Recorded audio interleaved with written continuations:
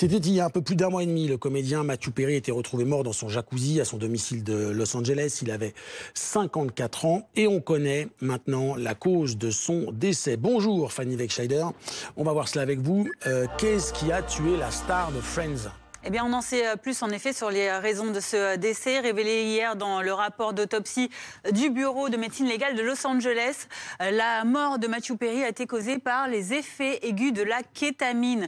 La kétamine, qu'est-ce que c'est ? C'est un anesthésiant très fort qui est parfois utilisé pour lutter contre la dépression. Il est aussi parfois détourné à des fins stimulantes ou euphorisantes.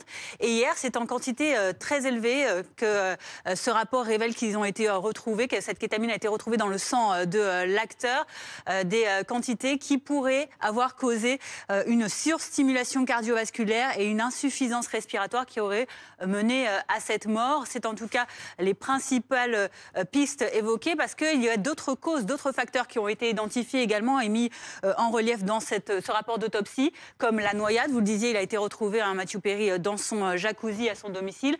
Une maladie coronarienne également, responsable donc de cette mort. Et autre facteur, ce seraient les effets de la buprenorphine. Ça aussi, c'est un médicament utilisé notamment pour lutter contre les addictions aux opiacés et que Matthew Perry prenait donc voilà pour le cocktail qui aurait pu donc mener à la mort de Matthew Perry.